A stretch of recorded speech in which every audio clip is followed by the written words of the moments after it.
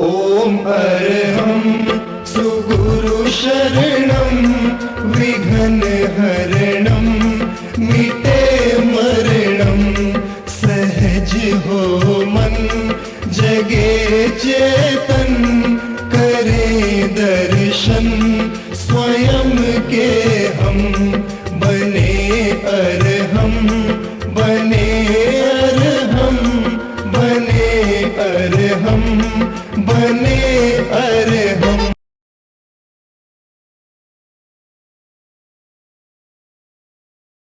परम पावन परम आराध्य प्रातः स्मरणीय आचार्य श्री महासमण जी के चरणों में सत सत नमन करते हुए हम आज सुबह का सेशन प्रारंभ कर रहे हैं।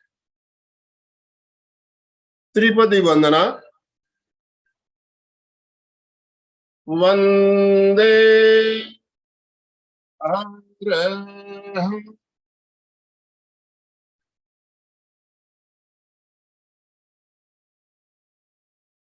वंदे गुरु परम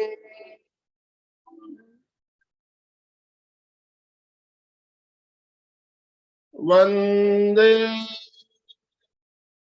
सच्चं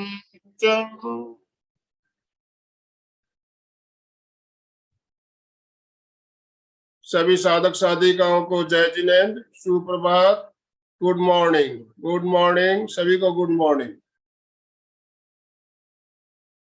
आज का हमारा विषय है नी पेन और बैक पेन। घुटना में हमारी प्रॉब्लम, गर्दन में प्रॉब्लम, पीठ में प्रॉब्लम, कमर में प्रॉब्लम, ये सब प्रॉब्लम आजकल आम बात हो गई है। पहले भी दर्द होता था, लेकिन पहले लोगों को दर्द होता था एक उम्र आने के बाद देखा जाता था। 60, 65, 70 की एज हो जाती, उसके बाद में ये बीमारियां देखने को मिलती थी। लेकिन आजकल तो 30 साल का जवान हो चाहे बच्चे हो, बच्चों को भी आजकल बैक पेन, नी पेन देखने में आ रहा है। तो इसका कारण क्या है?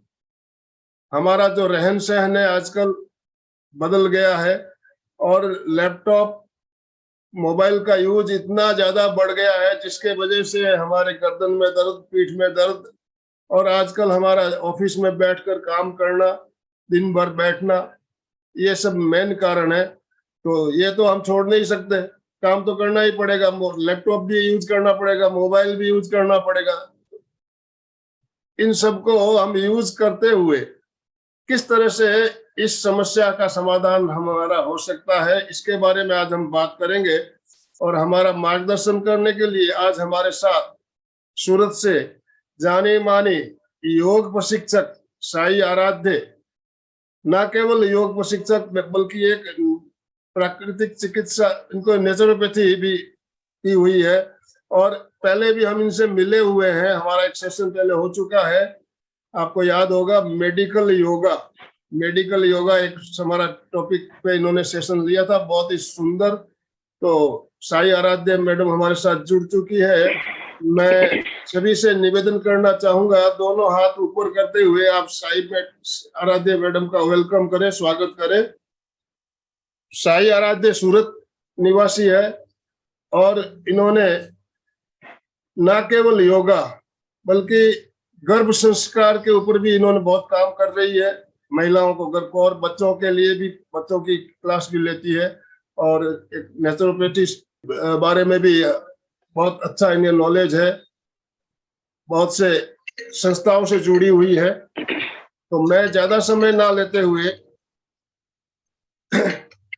साई मैडम आपसे निवेदन करना चाहूंगा, आप आज का सेशन प्रारंभ करें। एमपी के फिटनेस क्लासेस कल्याणम योग केंद्र की तरफ से आपका बहुत बहुत स्वागत, अभिनंदन। दोनों संस्थाओं की ओर से आपका बहुत बहुत स्वागत करता हूँ, अभिनंदन करता हूँ। Thank you. नमस्ते एवरीवन। नमस्ते नमस्ते। समस्या कैसी है, किस प्रकार से लाइफस्टाइल में चेंज है, ये अभी आनंदमल जी सर ने बताया। तो इससे थोड़ा सा पीछे जाते हुए हम यहाँ से शुरुआत करते हैं। थोड़ा पीछे नहीं, बहुत ज्यादा पीछे जाएंगे। जी हम जब चतुष्पाद थे, चतुष्पाद से द्विपाद हुए हैं ना, जी उत्क्रांत योनि है हमारी मनुष्य योनि। तो इस दौरान जो सारे चेंजेस है, वो सारे चेंजेस अपने कमर और घुटने से जुड़े हुए हैं। जी सभी लोग बैठ जाइए चतुष्पद में। जो प्रैक्टिकल करने की इच्छा है, जो मुझे एटलीस्ट सामने स्क्रीन पे लग रहे हैं, वो हम यहाँ से प्रैक्टिकल और थियोरी एक साथ में करेंगे तो बोर नहीं होंगे। आ जाइए चतुष्पद में, आ जाइए। अभी देखो चतुष्पद में है, जिनको नी पेन है वो ये नहीं कर सकते हैं, बराबर। घुटनों में घसारा होता है, पेन होता है अगर ये करते हैं तो। अब चतुष्पाद से जब मानव योनि उत्क्रांत हुई और जब वो द्विपाद बन गई, तब उसमें आए चेंजेस यहाँ से यहाँ तक हुए थे। ओके, जब यहाँ से यहाँ तक चेंजेस है, तब कहाँ कहाँ में चेंजेस थे? अपने एंकल जॉइंट में चेंज था, अपने नी जॉइंट में चेंज था, अपने हिप जॉइंट में चेंज था। ये चतुष्पाद से हम जब द्विपाद आए, तब सबसे मेन रोल जो चेंजिंग में था वो कहाँ से है? अब हम आसन थोड़ा सा बाजू में रखते हैं और पहले अपने शरीर का एंगल टू एंगल पॉइंट देखते हैं। हिप जॉइंट से सबसे मेन चेंज हुआ, बराबर। जी तो हिप जॉइंट से जब चेंज हुआ, तब ये करते, ये यहाँ से यहाँ तक आने में 90 डिग्री का कोण है। 90 डिग्री के कोण से हम 180 डिग्री के कोण में आ रहे हैं।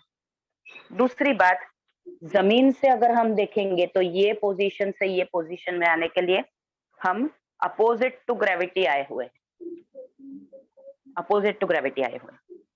जब भी आसन का भाग है और वो मेडिकल टर्मिनोलॉजी में देखते हैं, तब सबसे मुख्य जो उत्क्रांतवाद का से जो चेंज होने वाला सब्जेक्ट है, ये सबसे इंपॉर्टेंट है। आजकल बहुत डॉक्टर्स पुणे, मुंबई, नासिक, औरंगाबाद, ये एटलीस्ट मैं महाराष्ट्र में ज्यादा वर्क करती हूँ इसलिए, और ऑर्थोपेडिक डॉक्टर्स, तो ये बात केवल हड्डियों की बात जानते हैं। हम जब मेडिकल टर्मिनोलॉजीज में देखते हैं, तब सबसे ये सिंपल बात है कि हम स्नायु संस्था या अस्थि संस्था को अलग अलग से नहीं बोलते हैं। हम अस्थि स्नायु संस्था एक साथ में बोलते हैं, मस्कुलोस्केलेटल सिस्टम एक साथ में बोलते हैं। तो मसल्स को ट्रेन करने वाले जो होते हैं वो बोनी स्ट्रक्चर है, और जो बोन स्ट्रक्चर में चेंज आता है उसका कारण है मसल। जब ऑर्थोपेडिक के पास में जाते हैं तो वो हड़के की मेनली बोनी स्ट्रक्चर को देखते हैं, लेकिन मसल्स ही है कि जो अपने लाइफस्टाइल की वजह से, अपने कामकाज की वजह से मसल्स की डायरेक्शन बदल जाती है। मतलब बैड पोस्चर में हम बदल रहे हैं। अभी देखो कितने सारे मेंबर्स बैठे हैं, तो वो बैड पोस्चर में ही बैठे हैं, तो वो आदत बन गई है। फिर सेम उत्क्रांतवाद 24 घंटे अपने काम में वही आता है, हमें वही ध्यान में रहना है। अभी बैड पोस्चर में बैठे हैं, मतलब ऐसे ही बैठे, उत्क्रांतवाद आता ही है। हमें पहले ठीक करते समय bad posture to good posture करना है, ये करना है। कान, शोल्डर जॉइंट, पूरी पीठ और हिप जॉइंट है। फिर सबसे बड़ा रोल अगर हिप जॉइंट का है, क्योंकि ये 90 डिग्री से ही हमारा 180 डिग्री का चेंज हुआ है, तो सारे जो चेंजेस है वो हिप जॉइंट से जुड़े हुए। एकदम मैंने आज का सेशन इसलिए इस प्रकार से समझाने की कोशिश मेरी यहाँ पे रहेगी कि हम जितना डॉक्टर्स के पीछे जाते हैं, जितना पूछते हैं, जितना ध्यान रहे हमारा लाइफस्टाइल में कुछ अगर हम चेंज कर सके, तो हम ये पेन धीरे धीरे अपने आप अपने अपने अवेयरनेस के साथ में कम कर सकते हैं। ओके, सब लोग पैर खुले मतलब दंडासन स्थिति में बैठेंगे। हिप जॉइंट देखना, हिप जॉइंट से बहुत सारे मसल्स का ग्रुप है वो पैर की तरफ आता है, या ऐसे कह सकते हैं घुटने का जो मसल्स का एक ग्रुप है वो हिप तक जाता है, और कई सारे मसल्स का ग्रुप है वो आगे से पेट की तरफ, बाजू से कमर की तरफ, पीछे से पीठ की तरफ आता है। नीचे से अगर ऊपर की तरफ देखेंगे हम, अगर खड़े स्थिति में है, तो सबसे ग्राउंड फ्लोर वाला जॉइंट कौन सा है? अपना एंकल जॉइंट है।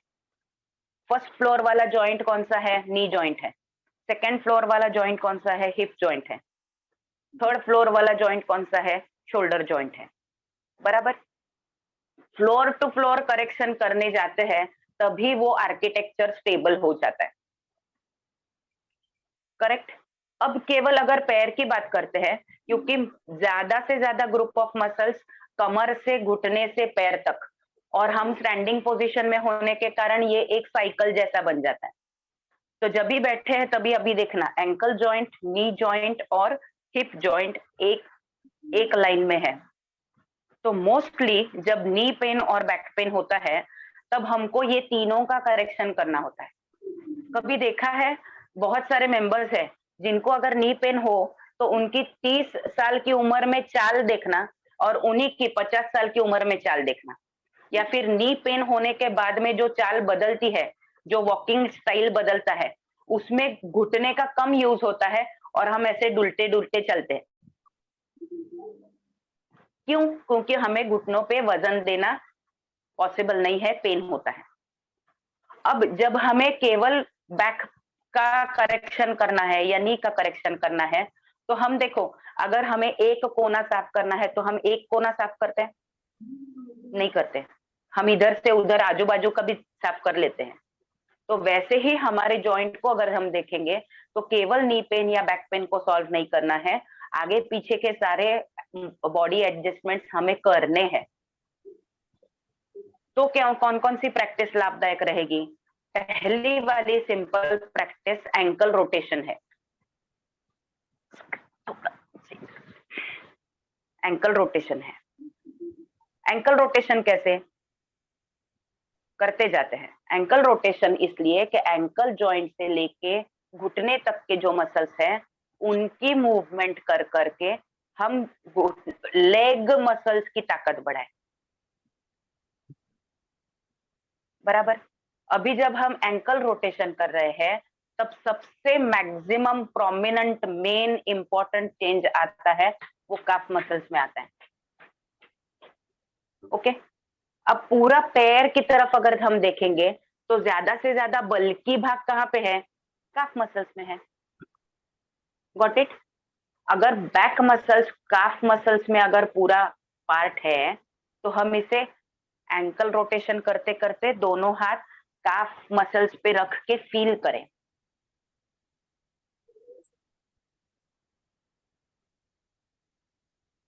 और हाथ से स्पर्श से मूवमेंट देखे काफ मसल्स में होने वाली। अगर हम फिजियोथेरेपिस्ट के पास जाते हैं तो फिजियोथेरेपिस्ट नी पेन हो या बैक पेन हो मोर प्रोमिनेंटली बताते हैं कि आप एंकल रोटेशन करो। बराबर। लेकिन ऐसा होता है कि एंकल रोटेशन करते हैं तब अभी मैं मेरा पैर थोड़ा सा स्पॉटलाइट में करती हूँ, फिर पता चलेगा। एंकल रोटेशन, ये एंकल रोटेशन देखो और ये एंकल रोटेशन देखो।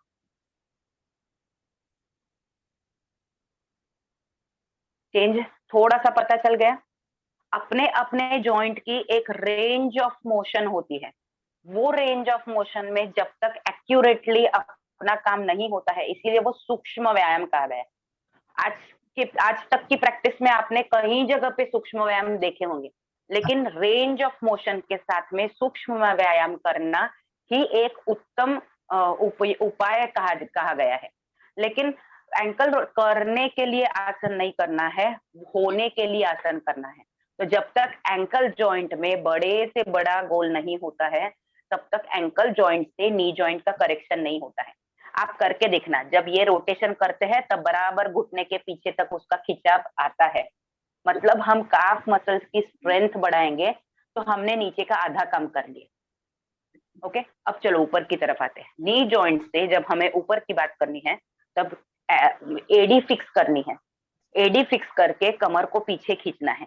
अब मेरी एडी फिक्स है, मैं एडी नहीं हिला रही हूँ, लेकिन मैं कमर को पीछे एक्सटेंड कर रही हूँ। ओके। कमर को पीछे एक्सटेंड करने के बाद नी जॉइंट से हिप जॉइंट को भी मैंने पीछे पीछे खींच लिया। तो अभी करेक्शन में और अलाइनमेंट में शब्द का एक बार फिर से ध्यान से सुन लीजिए। अलाइनमेंट, तो एंकल जॉइंट, नी जॉइंट और हिप जॉइंट ये एक लाइन में परफेक्टली अलाइंड है, एक रेशा में है। तो जिनके घुटने उठते हैं, समझो कि ऐसे रहते हैं या ऐसे रहते हैं, उनको पहले प्रोमिनेंटली क्या करना है? कोशिश करके दोनों हाथ रख के सपोर्ट देके इस प्रकार से हाथ रख के दोनों पैर के तलवे अंदर के बाजू में ही रखने हैं। ओके, पैर की 10 उंगलियां एक रेशा में रखनी है, ऐसे नहीं, ऐसे नहीं रखनी है, एक रेशा में रखनी है। ओके, दूसरी बात, अब अगर ऐसे रेशा में नहीं ज्यादा समय रखा पाता, क्योंकि अगर हम अंदर स्टोन छोड़ देंगे तो ऐसे, ठीक है, इसके वजह से दोनों हाथ से सपोर्ट दो, दोनों हाथ घुटने के नीचे इस प्रकार से एक साथ में रखेंगे और हाथ हल्के से दबाएंगे तो पैर स्ट्रेट रहेंगे। ओके, तब पैर का वजन पूरा निकल जाता है, घुटनों का प्रेशर, थाइस का प्रेशर निकल जाता है। अब वापस एडी फिक्स है और कमर को पीछे पीछे ले जाए।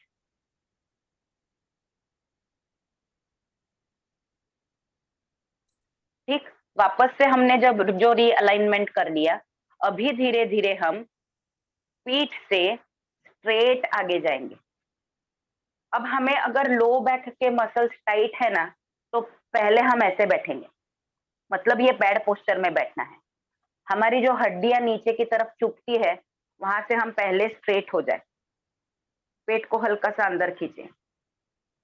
सबसे इंपॉर्टेंट, जब स्पाइन की बात करते हैं, तब अगर कंकाल किसी ने देखा हो तो बैक का कर्व है वो इस प्रकार का कर्व है, ऊपर पीठ का कर्व है वो इस प्रकार का है, और ऊपर गर्दन का कर्व वापस इस प्रकार का है। मतलब अगर चेहरा इस तरफ है, जैसा मेरा चेहरा अभी इस तरफ है, तो गर्दन की दिशा ऐसी है, नेक सी है, ये सी से पासड़ियों की वजह से यहां से नीचे और यहां से ऊपर, यहां से ऊपर और यहां से नीचे पासड़ियों की वजह से हम पाता है। ओके, और कमर वाला पोर्शन फिर से ऐसा है, तो कमर वाला पोर्शन, पासड़ियों वाला गोल भाग वाला पोर्शन की जो आगे की तरफ भी पूरा गोल है, रिब केज है, और गर्दन वाला फिर से पूरा उल्टा। तो ये एस वाला कर्व हमें अपने बॉडी को बैलेंस करने में, कॉम्पेंसेट करने में काम आता है। सेम चतुष्पाद से द्विपाद में ये बैलेंस करने में काम आता है। अगर पूरा एक जैसा होता तो बॉडी का आर्किटेक्चर बिगड़ जाता है, इसलिए भगवान ने इस प्रकार से बनाया।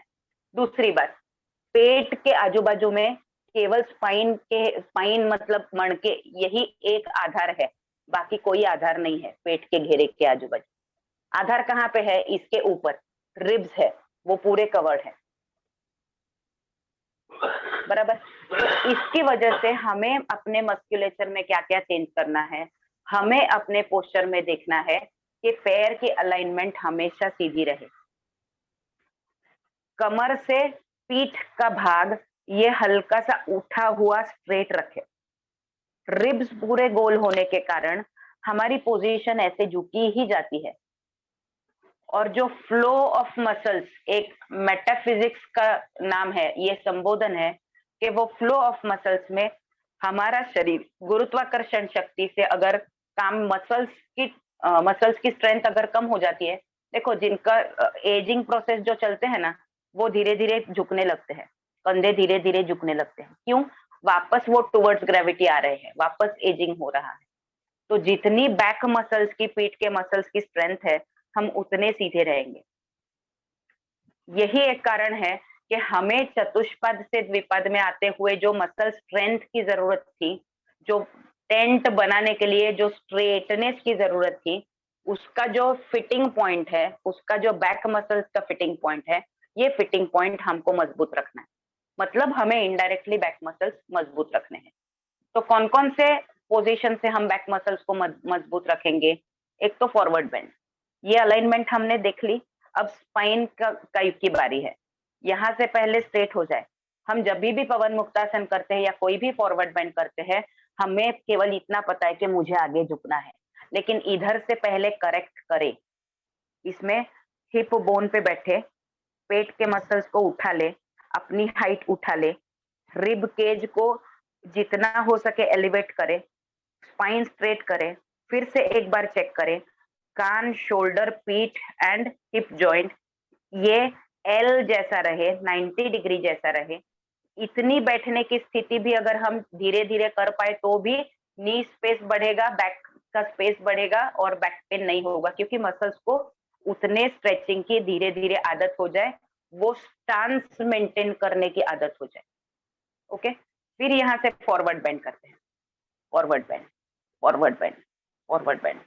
फॉरवर्ड बेंड करना है तो हमें डायरेक्टली ये नहीं ध्यान देना है कि मेरे हाथ से पैर के अंगूठे कितने पकड़े जा रहे हैं, मुझे केवल अभी इतना ही ध्यान देना है कि मेरी पीठ सीधी रहे।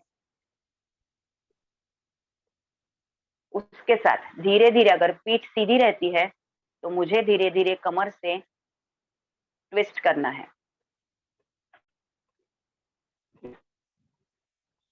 जब ट्विस्ट करना है तब शोल्डर सिंक नहीं हो, शोल्डर सिंक नहीं हो मतलब शोल्डर की हाइट बैठे नहीं, शोल्डर स्ट्रेट हो, स्ट्रेट हो, स्ट्रेट हो, स्ट्रेट हो, ऐसे नहीं।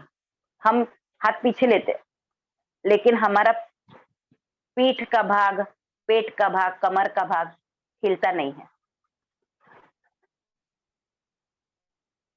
बैक पेन हो तो कैसे करें, ये अपकमिंग स्टेज है, इसीलिए है कि ये अगर पोजीशन है, बैक पेन है तो जितना पॉसिबल है उतना स्थिर रहने की कोशिश करनी है। बैक पेन है तो थोड़ा सा सपोर्ट लेना है।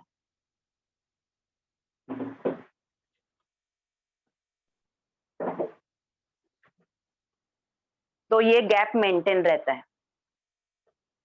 कुछ सपोर्ट होने के कारण मसल्स का जो टेंशन है वो कम होता है। फिर धीरे धीरे आप पीछे जा सकते हो, तो ये मेंटेन रहेगा, मेंटेन रहेगा।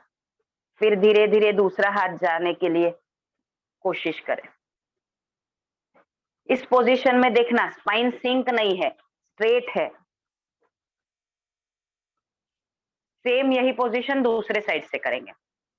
ओके, अब जब हिप जॉइंट है तब हमने ये प्रैक्टिस में हिप जॉइंट टू लेग की करेक्शन देखी और हिप जॉइंट टू स्पाइन की करेक्शन देखी। उसमें भी हमने फॉरवर्ड बेंड देखा और ट्विस्ट देखा। अब दूसरे प्रकार से देखेंगे। अलग अलग पोस्चर से जब ये प्रैक्टिस होती है तब ग्रेविटी फोर्स के साथ में ये प्रैक्टिस अलग अलग बताई जा सकती है। दूसरी सिंपल बात है कि जब भी हम ये प्रैक्टिस कर रहे हैं तब हमें ये देखना है कि पीठ, दीवार को पीठ लगानी है तो ये पोजीशन में आ जाए। तो सेम 90 डिग्री का जो पोस्चर है वो सेम वापस से एक बार सिमिलर पोजीशन में आएगा। Ankle joint, hip joint, ankle joint, knee joint और हिप जॉइंट। अब सेम एंकल रोटेशन इस पोजीशन में करें। बैक अपने आप रेस्टिंग कंडीशन में आ रहा है। मसल्स के 3 प्रकार के लेयर है। सबसे बाहर का लेयर अपनी मूवमेंट को इजी बनाने के लिए, इसको कहा जाता है सुपरफिशियल मसल्स। उसके अंदर डीप मसल का लेयर है। ये कनेक्शन होता है बाहर के मसल्स और अंदर के मसल्स के साथ में। सबसे डीप लेयर जो है वो बोनी स्ट्रक्चर को पकड़ के रखने के लिए, मतलब अपना जो स्केलेटन सीधा है उसको पकड़ के रखने के लिए जो डीप मसल्स है, अगर उनमें कभी कभार चेंज आता है तो हमें वो एक्सरे में या एमआरआई में पता चलता है। अगर केवल मसल्स में स्टिफनेस है तो हमें केवल पेन होता है या स्टिफनेस लगता है या जकड़ापन जैसा लगता है। इस पोजीशन में करके देखो, दीवार की तरफ लगा के देखो, कमर हिप दीवार को टच करके देखो, एंकल रोटेशन करके देखो, डीप ब्रीथ करें।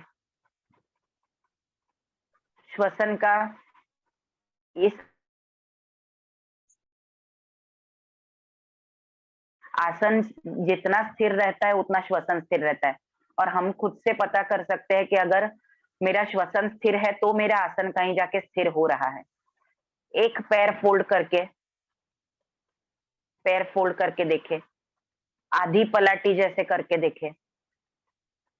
हिप ओपनिंग के लिए सबसे इंपॉर्टेंट है, हिप ओपनिंग करेंगे तो नी टू हिप मतलब नी टू ग्रोइन, जंघा तक पैर, इनर मसल्स की स्ट्रेंथ इस पोजीशन में बढ़ेगी। बैठे स्थिति में होते हैं तब बॉडी का वजन पैर पे होता है, इसलिए बैठ के कम पॉसिबल होता है, इसमें ज्यादा इफेक्टिव होता है। पैर स्ट्रेट, फिर सेम प्रैक्टिस दूसरे पैर से।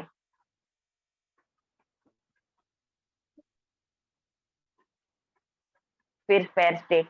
ये सब मैं थोड़ा थोड़ा फास्ट बता रही हूँ, ये जितना इजीली, जितना ज्यादा समय कर सके उतना ज्यादा अच्छा है। अब दोनों हाथ जमीन पे फ्लैट होने के कारण, पीठ फ्लैट होने के कारण, पीठ का या बॉडी का वजन पैर पे नहीं आएगा, तो दोनों पैर धीरे धीरे दीवार का सहारा लेके one side turn, one side turn, one side turn, one side turn करते जाए। अब अपना शरीर है वो जमीन पे लेटा हुआ है, लेटा है, तो गुरुत्वाकर्षण शक्ति अपने बॉडी पे कम से कम काम कर रही है। और इस पोजीशन में घुटनों को हम कोई भी परेशानी नहीं दे रहे हैं, घुटनों की उल्टा हम स्ट्रेंथ बढ़ा रहे हैं। अगर घुटने इतने नहीं फोल्ड होते हैं तो जितने अपने घुटने फोल्ड हो सके उतना करें। बैक पेन के लिए ये रेस्टिंग एंड रिकरेक्शन वाली पोजीशन आती है, क्योंकि मसल्स धीरे धीरे खींचे जाते हैं और पेन नहीं होता है। श्वसन निरंतर सहज रहने लगता है। ये पोजीशन में आने के बाद जैसे कमर का पोजीशन, कमर के मसल्स, अभी सोचो कमर के मसल्स में हमने कहीं भी पकड़ के नहीं रखा है। अभी के पोजीशन में मसल्स पूरी तरह से पैसिव है, मतलब शवासन में जैसे हम आराम से बैठे हैं वैसे ही आराम से, लेकिन दीवार का सहारा है और जमीन का सहारा है। और धीरे धीरे हमने पैर अब वापस सेंटर में लाएंगे और वैसे ही दूसरे साइड से करेंगे। जब एक साइड से करते हैं तब एक साइड के स्पाइन के मसल्स कमर से हिप जॉइंट से पैर की तरफ आने वाले और हिप जॉइंट से पीठ की तरफ ऊपर आने वाले, ये दोनों साइड का करेक्शन होता है और गुरुत्वाकर्षण शक्ति का कम से कम प्रभाव है। तो मसल्स रिलैक्स टोन में काफी अच्छी मात्रा में, काफी अच्छे प्रमाण में स्ट्रेच एंड स्ट्रेंथन होते हैं, ये फील करें। श्वसन सहज है और हम पतंजलि महामुनि का स्थिरम सुखम आसनम का सूत्र फॉलो कर रहे हैं। हम किसी भी प्रकार का शरीर पे तनाव नहीं आने दे रहे और इस तनाव से अपना नर्वस जो इम्बैलेंस होता है वो भी नहीं हो रहा है। इस प्रकार से करेक्शन धीरे धीरे प्रैक्टिस कर करके रोज के 10-10 मिनट के प्रैक्टिस में ये पॉसिबल हो सकता है। बैक पेन के लिए केवल इतनी प्रैक्टिस भी बहुत इफेक्टिव मानी गई है। ये प्रैक्टिस करने के बाद वापस दोनों पैर स्ट्रेट है। अब देखना है कि कमर की स्ट्रेंथ बढ़ाने के लिए एडी को हल्का हल्का दबा के कमर हल्की सी ऊपर उठानी। ये करते समय अपने पेल्विस का थोड़ा थोड़ा सा ये रोटेशन हो रहा है। ये जब रोटेशन होता है तब अपने आप हिप जॉइंट के मसल्स फ्री होने लगते हैं, मतलब छूटने लगते हैं। अपने आदतों की वजह से, अपने लाइफस्टाइल की वजह से हमारे मसल्स की डायरेक्शन है वो धीरे धीरे बदल जाती है। मसल्स की डायरेक्शन धीरे धीरे बदल जाती है तो मसल्स के साथ में मसल्स बोन को अटैच है, तो मसल्स जैसे खींचेगा वैसे बोन को टर्न करेगा। तो मसल्स अगर रोज बाहर की तरफ टर्न हो रहा है तो बोन बाहर की तरफ टर्न होगा। नॉर्मली अगर हम देखें ये पोजीशन में, अगर आप देख रहे हो तो इनर घुटने के साइड में ज्यादा घसारा होता है और मैक्सिमम लेडीज को ही इधर घसारा होता है, अंदर ही पेन होता है, या फिर मोस्ट प्रोमिनेंटली वाटकी के जगह पे पेन होता है। तब अगर हम वाटकी से कवर होता हुआ ये जो थाई मसल है जिसे क्वाड्रिसेप कहा गया है, क्वाड्रा मतलब 4, अभी हमने बात की क्वाड्रीपेड मतलब चतुष्पाद और क्वाड्रिसेप मतलब इसके 4 शाखाएं हिप जॉइंट की तरफ अटैच्ड है, तो 4 शाखाओं से ये हिप जॉइंट को नीचे खींचता है। अब ये कैसा खींचता है ये मैं बताती हूँ।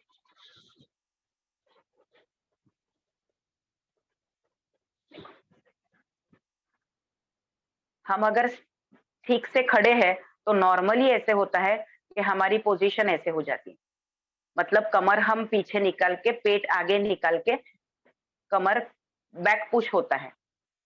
अभी अगर नाभि की दिशा देखी जाए तो नाभि की नजर या नाभि की दिशा कौन सी तरफ है? ऐसे नीचे की तरफ है, ये स्लैंटिंग इफेक्ट है। ओके, और कमर पीछे पुश है।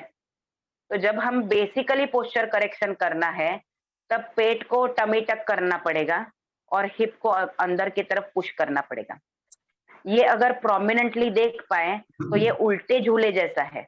Hip drop, hip lift, hip drop, hip lift, hip drop, hip lift. ये करके देखिए, मैं देखती हूँ। हिप ड्रॉप, हिप लिफ्ट करके देखना। Hip drop, hip lift. Standing में भी कर सकते हैं, ऐसा नहीं कि घुटनों पे ही बैठना है, स्टैंडिंग में भी कर सकते हैं। Hip drop, hip lift, hip drop, hip lift, hip drop, hip lift. सबसे मेन रोल ये हिप ड्रॉप और हिप लिफ्ट का है।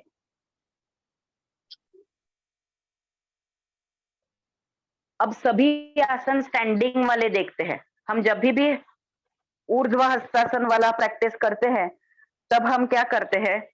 हिप ड्रॉप करना होता है और पेट को अंदर खींचना होता है, बराबर। और हम क्या करते हैं? कमर से ऐसे स्ट्रेट रहते हैं और फिर हाथ पीछे खींचते। पता चल रहा है, ये गैप रह जाता है।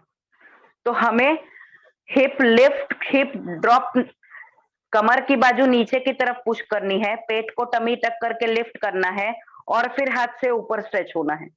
ये वाला पोस्चर नहीं, बटक्स बाहर नहीं आने देने हैं, बटक्स को लिफ्ट करके जाना है। तो बराबर थाइज का पोर्शन स्ट्रेच होगा। अब ये समझने के लिए दोनों हाथ कमर पे रखते हैं।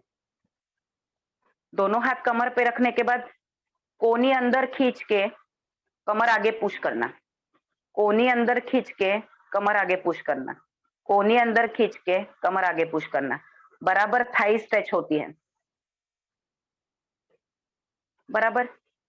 तो ये करते हुए सारा बैक पेन एटलीस्ट इतने समझ के साथ में करते हैं तो भी काफी रिलीफ लगता है। और अगर सपोर्ट की जरूरत है, नहीं समझ में आ रहा है, तो फिर बेल्ट का सपोर्ट ले सकते हैं। बेल्ट का सपोर्ट किस लिए? हिप ड्रॉप नहीं होने देना है। तो दोनों बेल्ट, इसको हम डबल करते हैं। डबल करने के बाद इसे कमर की तरफ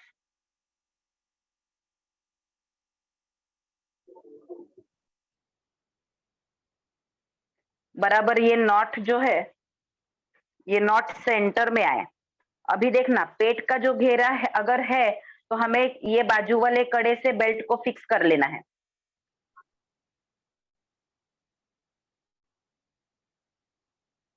ये बराबर बिल्कुल अब सेंटर में जब आता है तब इसको हाथ से खींचना है और ऑब्जर्व करना।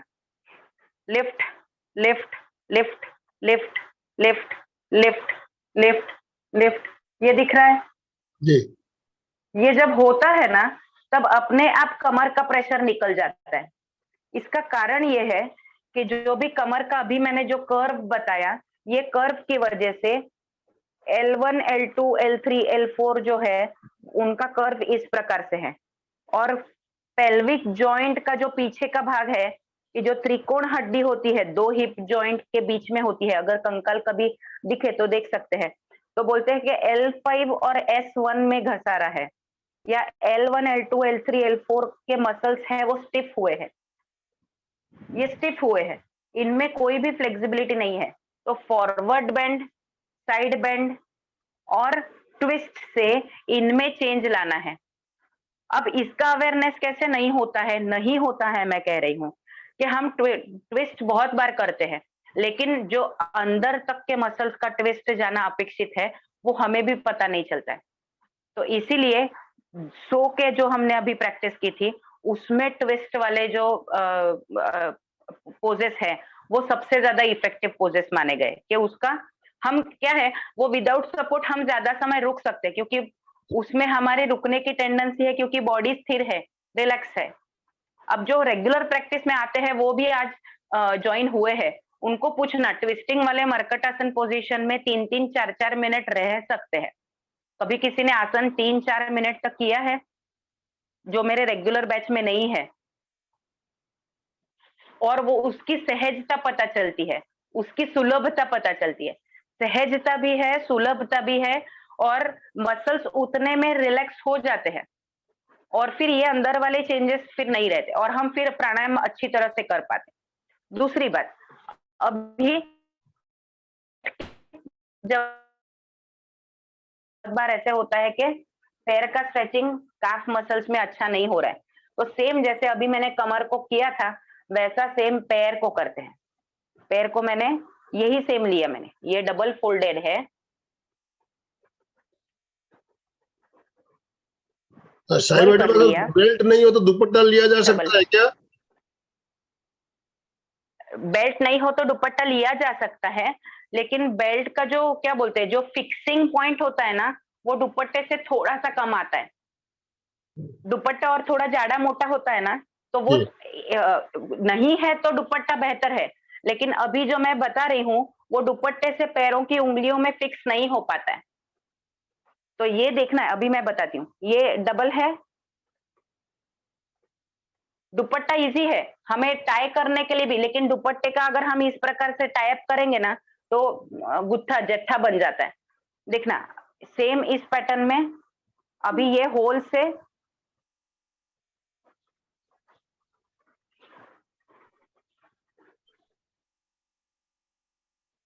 ये देखना, स्लिट बन गया, लॉक बन गया। साड़ी फॉल चलेगा, करेक्ट, साड़ी फॉल चलेगा, साड़ी फॉल चलेगा।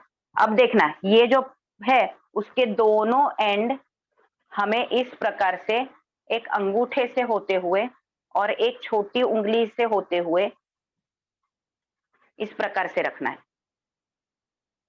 ओके, इससे क्या हुआ, एंकल जॉइंट से पैर फिक्स हो गया और 90 डिग्री का पोस्चर बन गया। बराबर। तो हम जितने सारे प्रैक्टिसेस पैर के साथ में करते हैं, जैसे समझो कि नौकासन है, तो वो बराबर लेग स्ट्रेंथ बनी रहेगी। अब देखना, एडी अपने आप खींची जाती है, तो अपना ध्यान केवल कमर पे होता है। अगर विदाउट हेल्प नौकासन करके देखो तो हमारा इम्बैलेंस होता है। इस पोजीशन में हम काफी समय तक नौकासन कर सकते हैं। तो ये बराबर लेग स्ट्रेंथ अलाइनमेंट प्रॉपर होने के लिए मदद करेगा। फॉल चलेगा, साड़ी देखो, साड़ी या दुपट्टा है वो काफी ज्यादा लंबा मोटा हो जाता है, और फॉल के साथ में ये अपने आप हो सकता है। इसका स्ट्रेटनेस देख के इजी है।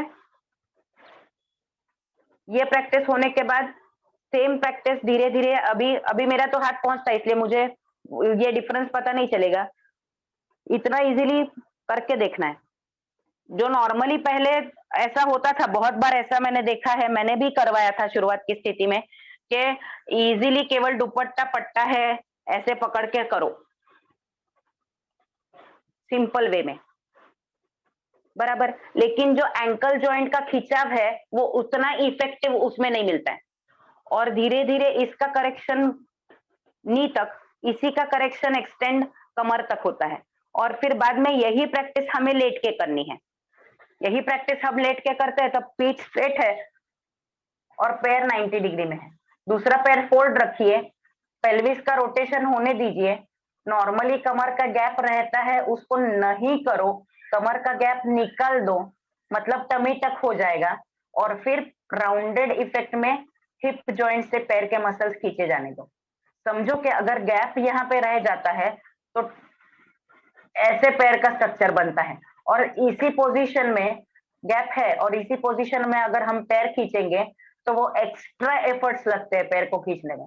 तो पहले ये गैप कम कर लेना, दूसरे पैर के आधार से कमर को उठा के ये गैप कम करना है, मतलब पेल्विस का रोटेशन करना है, और फिर कमर का प्रेशर निकाल देना है, और फिर ये अलाइनमेंट प्रॉपरली स्ट्रेच हो पाएगा।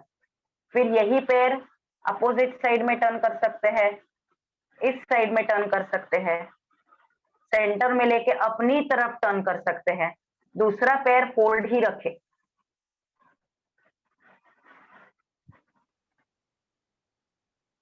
ओके, फिर सेम प्रैक्टिस दूसरे साइड। पहला वाला पैर फोल्ड, कमर ऊपर उठा के पेल्विस का रोटेशन अच्छी तरह से, और फिर लेग अलाइनमेंट का सेट। तो ज्यादा भार नहीं आने के कारण लेग मसल्स की स्ट्रेंथ बढ़ेगी, लेकिन लेग मसल्स थक नहीं जाएंगे। इधर की तरफ, इधर की तरफ, और रिलैक्स। दूसरा सबसे मुख्य आसन है, इंपॉर्टेंट आसन है सेतु बंधासन। अभी मैं सेतु बंधासन विदाउट सपोर्ट करके बताती हूँ। नॉर्मली क्या होता है, दोनों पैर फोल्ड है, दोनों हाथ से पैर की एड़ी पकड़ी है और कमर ऊपर उठाई, हो गया सेतु बंधासन। ऐसा नहीं, सेतु बंधासन पोजीशन में फिर से एक बार हिप जॉइंट का रोल है। हिप जॉइंट से पैर स्ट्रेच होना अपेक्षित है, हिप जॉइंट से अपर बॉडी स्ट्रेच होना अपेक्षित है। लेकिन अगर लेग मसल्स टाइट है तो इससे ऊपर स्ट्रेच करने में, इससे ऊपर उठाने में हमारे hip muscles, back thigh muscles और बैक मसल्स ज्यादा काम करते हैं, तो हम ज्यादा लिफ्ट नहीं कर सकते। इसके लिए हमें अगर पोजीशन देखे तो शोल्डर का रोटेशन अच्छी तरह से करें और फिर कमर ऊपर उठा पाए, ये पोजीशन है। डीप ब्रीथ करके देखें, इस पोजीशन में जाके देखें। लेकिन अगर बैक पेन है तो ये पोजीशन इजी नहीं जाती है, ऐसा लगता है कि बहुत बड़ा क्या बोलते हैं, टाइटनेस थाइज में आ जाता है। उसके लिए क्या करें, घर पे 2 तकिए होते हैं, नीचे बैठ जाए, ओके, दोनों हाथ से पकड़ के बैक स्ट्रेट करे, ऐसे ही नहीं लेटना है। पहले ठीक से बैठे, दोनों हिप पे एक जैसा इक्वल वेट हो, फिर पीठ सीधी करे, फिर सीधी करते करते धीरे धीरे बैक का सपोर्ट लेते हुए देखे कि बराबर कमर टिक रही है क्या नहीं। फटक से लेट जाना नहीं है, देखे कि कमर टिक रही है, एक के बाद एक मन का बराबर तकिए पे रेस्ट हो रहा है, फिर पीछे जाए। जब पीछे जाते हैं, जब पीछे जाते हैं तब शोल्डर बराबर जमीन तक आने दो। शोल्डर बराबर जमीन पे आने के लिए देखो, अपने आप हमको केवल अपने शरीर को ऊपर की तरफ स्लाइड करना है। स्लाइड करते हुए देखना कि शोल्डर आ रहे हैं, लेकिन पीठ का मैक्सिमम भाग तकिए पे है। पीठ का जितना मैक्सिमम भाग तकिए पे है, उतना हाथ ऊपर की तरफ रखे, उतना रेस्ट कंडीशन में है। अब देखना, सेतु बंधासन में जब फिलोसॉफिकली, फिजियोलॉजिकली कहा गया है कि छाती को दाढ़ी तक, चिन तक आने दो, let the chest come to the chin. अब इसमें देखना, अपने आप chest coming to the chin है, हम चिन एडजस्ट नहीं कर रहे हैं। तकिए के आधार से हमने अपने रिब केज का अलाइनमेंट ऐसे किया कि वो अपने आप सेतु बंधासन स्थिति में आया है। अब ये पोस्चर आप देख रहे हो शोल्डर लेवल पे, मैं थोड़ा सा स्लाइड होके ऊपर की तरफ आती हूँ। अब देखना पैर की तरफ वाला, तो कमर का भाग अपने आप उठा है, बराबर।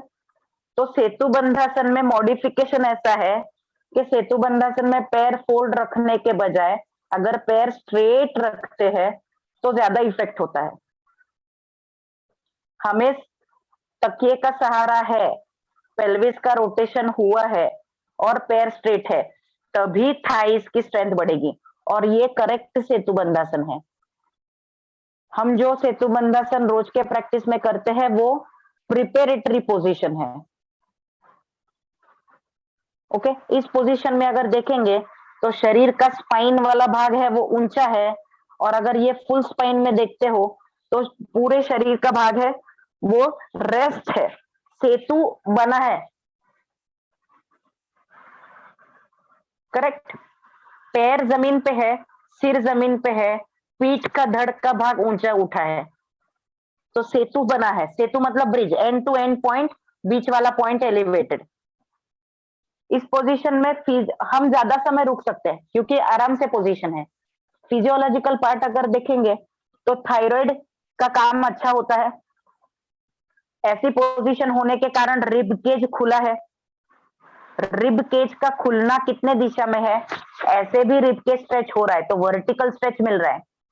राइट बगल से लेफ्ट बगल रिब केज खुल रहा है तो हॉरिजॉन्टल स्ट्रेच मिल रहा है। और एंट्रोपोस्टीरियर मतलब छाती के हड्डी से, चेस्ट बोन से स्पाइन का इंटरनल ये जो स्पेस है वो भी बढ़ रहा है, ये स्पेस बढ़ रहा है। तो अंदर वाले सभी ऑर्गन्स को अच्छा स्पेस मिल रहा है। अब 2 तकिए पे करके देखें, बहुत आराम लगता है। पेट की स्पेंडन 9th मंथ ऑफ डिलीवरी तक हम करवा सकते हैं, लेकिन ये पूरी फिजियोलॉजी जानने के बाद ही करवा सकते हैं, क्योंकि ये एक्सट्रीम स्ट्रेच होने के कारण बैक पेन होने की संभावना है। मैं केवल फिजियोलॉजिकल इसके लिए बात कर रही हूँ कि पेट का स्पेस मैक्सिमम होने के कारण बच्चे को बढ़ने के लिए अच्छा स्पेस है। बैक पेन के लिए अगर है तो सपोर्ट के कारण बैक मसल्स की स्ट्रेंथ बढ़ती है। हार्ट की डिसीजेस हो अगर है तो चेस्ट ओपनिंग के कारण ये पोस्चर लाभदायी है। जिनको थायराइड है उनको थायराइड की ग्रंथि का स्टिमुलेशन अपने आप होने की वजह से थायराइड का करेक्शन है। जिनको श्वसन की तकलीफ है, उनको अस्थमा रिलेटेड तकलीफ है, तो लंग्स ओपनिंग होने के कारण उनके लिए अच्छा है। अभी किसी ने पूछा था कि नेक पेन के लिए क्या करें। इस पोजीशन से नेक पेन वाले मसल्स को हम थोड़ा सा एलेबोरेटली इसके बाद में देखेंगे, लेकिन बेसिक स्ट्रक्चर में इस पोजीशन में जितना पोस्चर का करेक्शन पीठ की तरफ से हो रहा है, उतना नेक करेक्शन वाले मसल्स को इजी जाता है। मतलब नेक वाले जो मसल्स शोल्डर को अटैच है यहाँ पे, उनको ये रिलैक्स मिलता है। तो ये पोजीशन नेक मसल्स के लिए भी अच्छी है। ओके, बीपी के लिए हार्ट का लेवल कहाँ पे है? हार्ट का लेवल ऊंचा है और हेड का लेवल नीचे है। तो हार्ट से ब्रेन तक और हार्ट से पूरे बॉडी तक ब्लड सप्लाई होने में दिक्कत नहीं है, इजी ब्लड सप्लाई है। तो जिनको हाई बीपी है उनका बीपी भी नॉर्मल आने के लिए अच्छा है। पाचन रिलेटेड कोई भी तकलीफ है उनके लिए भी अच्छा है। तो एक ही आसन है और मल्टीपल यूज के लिए है। इससे नी स्ट्रेंथ इसलिए बढ़ती है कि इससे लेग मसल्स का प्रेशर जो घुटने पे आ रहा है वो भी कम होता है। बाहर आते समय कैसे आए? दोनों पैर फोल्ड करें, वन साइड टर्न हो जाए और बाहर आ जाए। बैकवर्ड बेंड की पोजीशन करने के बाद सेम पिलोज वापस से एक बार अपने पैरों पे रख दे।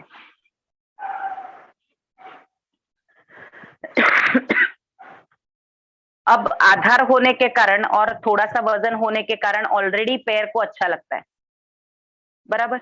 फिर से एक बार करेक्शन करें, बैक स्ट्रेट करें।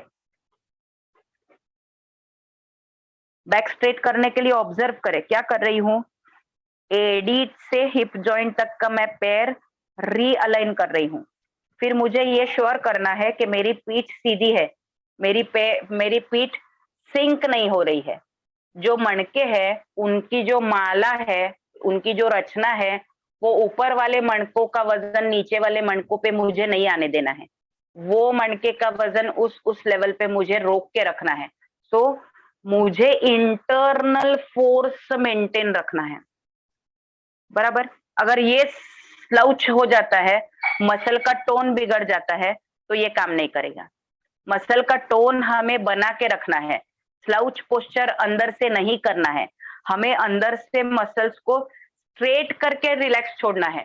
ये बहुत हेयर लाइन है कि ऐसा भी बोलते हैं कि स्ट्रेट रहना है और ऐसा भी बोलते हैं कि रिलैक्स छोड़ना है। ये दोनों कैसे पॉसिबल होगा?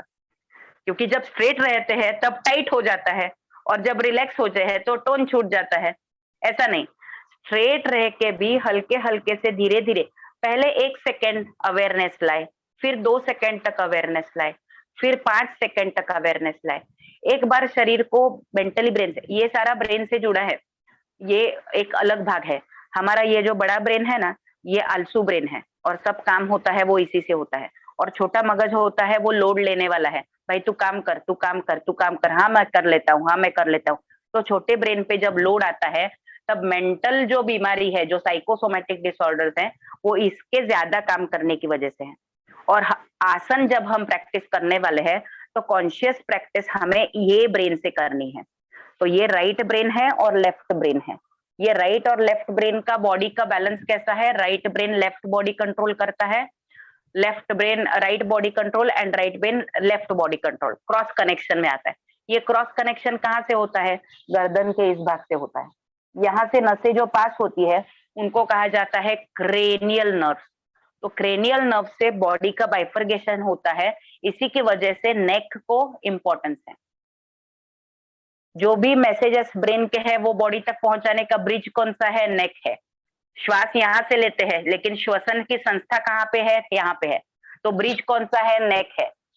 मुंह से इधर से खाना खाते हैं लेकिन पचन की संस्था कहाँ पे है? नीचे है। माउथ कैविटी कहाँ से है? यहाँ से है। लेकिन ब्रिज कहाँ से है? ये है। इसलिए नेक को ज्यादा इंपॉर्टेंस है। ओके, जब बैक की स्ट्रेंथ बढ़ा रहे हैं तब ये जब पॉसिबल है, ये इजी है, तो हमें देखना है कि एटलीस्ट हम दीवार का सपोर्ट लेके स्पाइन को सीधे कर सके, क्योंकि सारा कुछ पेन कब होता है? जब हमारी पोस्चर स्लाउच है।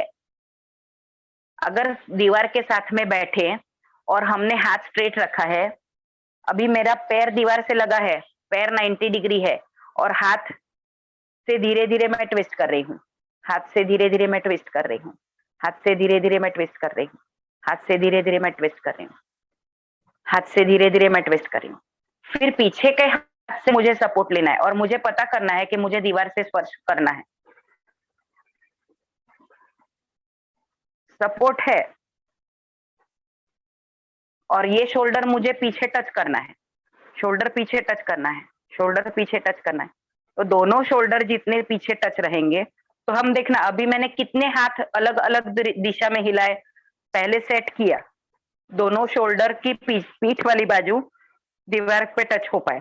दूसरे हाथ से फिर मैंने सपोर्ट लेके शोल्डर को वापस से स्ट्रेच किया, टच किया, स्ट्रेच किया, टच किया। अब देखना मेरा पूरा वक्रासन हो रहा है। बराबर।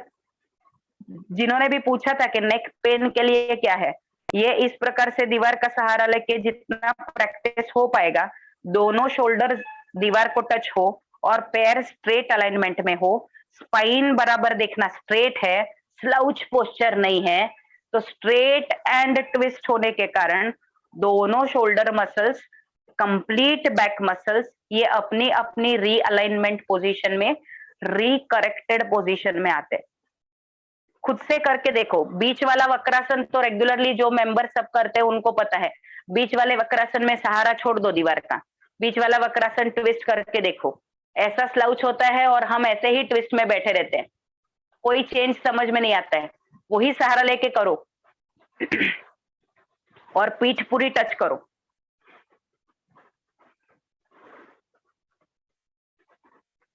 इतना हेल्पफुल है कि मेरे क्लास में कितने सारे लोगों का जो डायबिटीज कम हुआ है, वो इस पोजीशन में जितना पैनक्रियाज एक्टिवेट रहता है, क्योंकि पोजीशन स्ट्रेट है, पूरे शोल्डर वाला स्पेस अच्छा है, ये इजी प्रैक्टिस होते जाती है।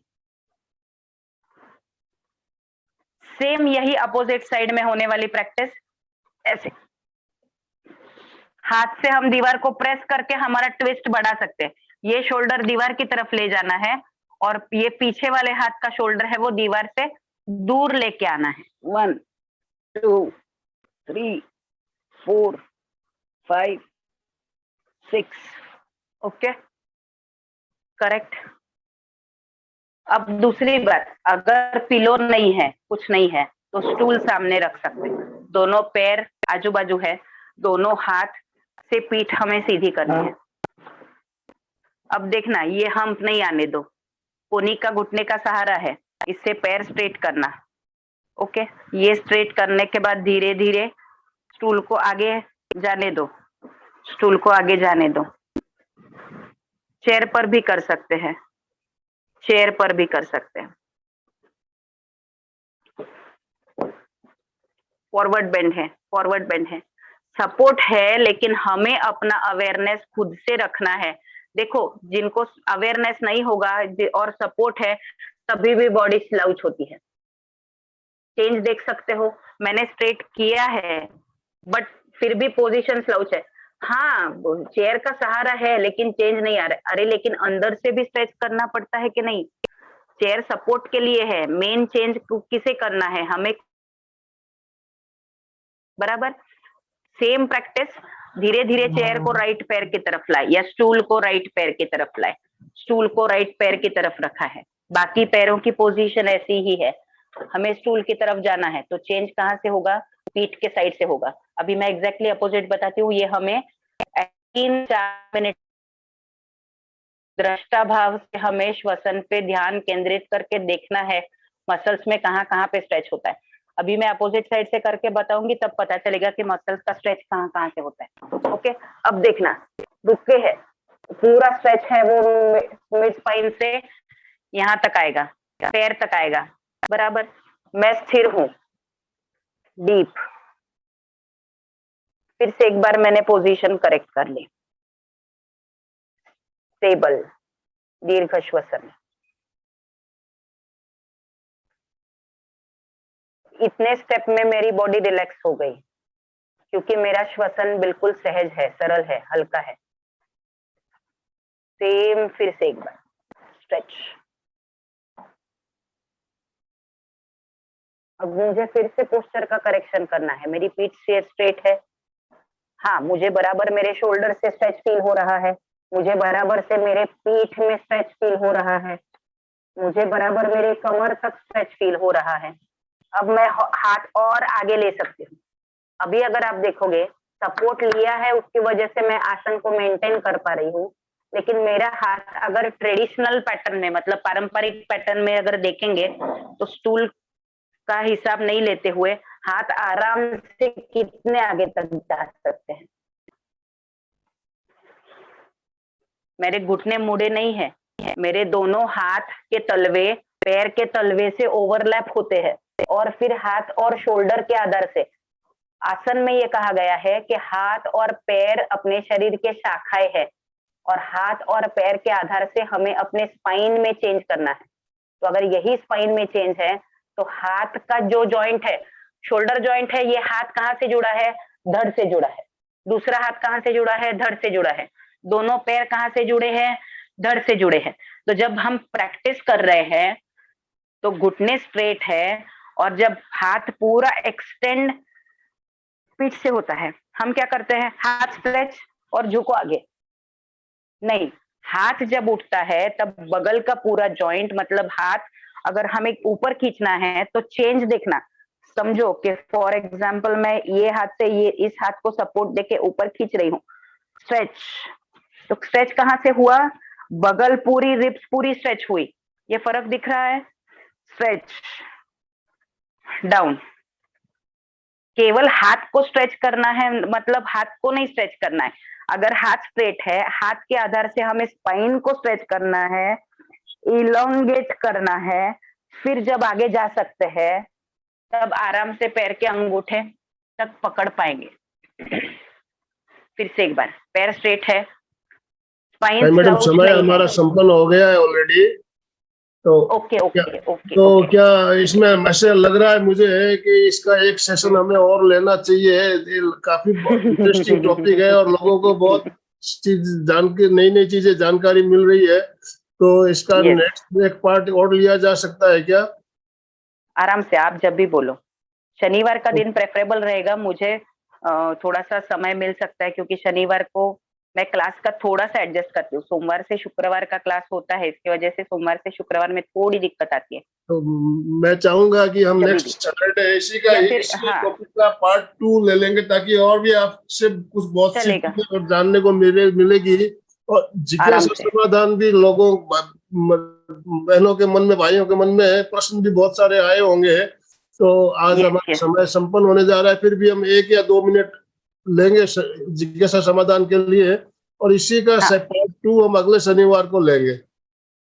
चलेगा। Yes, thank you. Yes please. जय श्री कृष्ण मैम। क्या ये करते समय जय में श्री फिर कृष्ण। ठीक से होता है क्या, एक प्रैक्टिस कर फिर से एक बार बताएंगे, आपका आवाज थोड़ा क्लियर नहीं था। प्रैक्टिस ये सब करे तो थोड़ा सा कमर में ऐसा लाइट पेन, और गोड़े में मेरे को पेन भी हो रहा था। तो क्या ये करने से थोड़ा पेन होता है, ये सब प्रैक्टिस करने से? नहीं, एक्चुअली ये 1-to-1 प्रैक्टिस इसलिए होती है, ऑनलाइन एक्चुअली प्रैक्टिस नहीं हो पाएगी, क्योंकि आपके जो चेंजेस है वो मैं नहीं देख पा रही थी, बराबर। तो जो सारे करेक्शन होते हैं वो मैं अगर देख पाती हूँ, तो जैसा मैं बोल रही हूँ वैसा होता ही है, ऐसा भी नहीं है ना। आपको कहाँ पे दिक्कत आ रही है, आपका बॉडी स्ट्रक्चर कैसा है, इस पे पूरी तरह से निर्भर है। तो वो पेन होने का कारण यही है कि अगर मैं सामने से 1-to-1, क्या मुझे पता चलेगा कि स्ट्रेच कहाँ पे है, कैसा है। और अगर ऐसा पॉसिबल हो कि ऑनलाइन सेशन के बजाय अगर सूरत में कई सारे मेंबर्स हो, ऑफलाइन एंड ऑनलाइन, ऐसा बोथ अगर सर अरेंज कर सके तो एटलीस्ट जो ऑफलाइन मेंबर्स है उनसे तो पता चलेगा। जी जी जी। मैम ये घोड़े में सर्कल करे जब जो आवाज निकलती है वो सही है या कोई प्रॉब्लम है तब आती है आवाज? नहीं, वो मसल्स की स्टिफनेस की वजह से वो रेंज ऑफ मोशन अगर पूरा नहीं होता है तो बॉडी कॉम्पेंसेट करती है, बॉडी एडजस्ट करती है, बॉडी अडेप्ट करती है। तो वो हमें देखना है कि उसकी वजह से कट-कट आवाज आती है। और अगर स्ट्रक्चर से देखेंगे तो अगर हम लेग रोटेशन कर रहे हैं तो इतने लेग रोटेशन में प्रॉब्लम नहीं आती है, इतने में ही प्रॉब्लम आती है। समझे मेरी बात? समझो कि ये लेग रोटेशन है और हम कर रहे हैं तो इतने लेग रोटेशन में प्रॉब्लम नहीं आती है, यहां से लेके यहां तक ही प्रॉब्लम आती है, कटक करके आवाज आती है। वो क्यों? क्योंकि बोन का स्ट्रक्चर वैसा है, वो जैसे स्पीड ब्रेकर है, बम्प लगा के आगे जाता है तो आवाज आती है, वैसे वाला वो है। तो अगर मसल्स की स्ट्रेंथ और अवेयरनेस के साथ में लेग रोटेशन करेंगे ना तो कटक से आवाज नहीं आएगी। कहीं पे भी नी में भी कटक सी आवाज, गर्दन में भी आवाज, तो रेंज ऑफ मोशन अगर बराबर से हो तो आवाज नहीं आती है। गीता जी बोलिए। गीता जी आपको आपने कुछ अनम्यूट पूछना किया था? है अपने आप को? नहीं, मेरे को कुछ नहीं बोलने का। अच्छा, आपने रेगुलर क्लास में करते ही है। और किसी की जिज्ञासा हो तो 1 या 2 मिनट हम लेंगे, नहीं तो अभी समापन की ओर चलेंगे। हम नेक्स्ट इसी का पार्ट 2 अगले शनिवार को लेने वाले हैं। आपकी कोई भी जिज्ञासा हो आप नोट करके रखिए, कोई प्रॉब्लम हो तो आप नोट करके रखिए। सुचेता जी कुछ कहना है आपको? कोमल जी? जय जिनेन्द्र। कहना तो कुछ नहीं, बहुत इतनी अच्छी तरह से उन्होंने एक्सप्लेन किया है ना कि बहुत अच्छी तरह से समझाया है सर। आप अच्छे से कर भी रही थी, मैं देख रहा था, आपने अच्छे से कर भी रही थी आप, बहुत सुंदर। कोमल जी? हाँ जी, धन्यवाद, बहुत सुंदर शिक्षण। तो मैं भी सही हूँ, बेसू में रहती हूँ। आपका रहने आपको सूरत में है तो आप इनसे संपर्क कर सकती है। मैं नंबर आपको चाहिए, नंबर भेज सकता हूँ, आप इनसे संपर्क करके इनकी क्लास ज्वाइन कर सकती है। बिल्कुल। जय जिनेन्द्र सर। जय जिनेन्द्र। मंजू जी? हाँ, बहुत अच्छे से बताया। आपसे तो बहुत कुछ सीखना है, ऐसे सबको सिखाना भी चाहते हैं। और कभी आप बाहर भी आ सकते हैं, बॉम्बे और भी सिखाने के आप हिसाब सेशन अरेंज कीजिए, शनिवार या रविवार में चलेगा, दोपहर के समय में। हाँ, मतलब वो कन्वीनियंट रहेगा, वो टाइम पे पॉसिबल हो पाएगा। कोई बात नहीं, बहुत अच्छे मैं आ से जाऊंगी। बताया आपने। ये सब चीजें ही आजकल यही गलतियां होती है शरीर को सही ढंग से रखने की। तो ये पोस्चर सही हो तभी अपन सही रह सकेंगे। थैंक यू वेरी मच, बहुत बहुत साधुवाद आपको। Thank you. ओम अरहम। तो आज समापन की ओर चले। किसी की और कोई जिज्ञासा नहीं हो तो समापन की ओर चलेंगे। दोनों हाथ जोड़ते हुए, रीढ़ की हड्डी गर्दन सीधी रखते हुए, आंखों को बिना दबाव दिए कोमलता से बंद रखते हुए मेरे साथ साथ आप मानसिक उच्चारण करें। मैं चैतन्यमय हूं,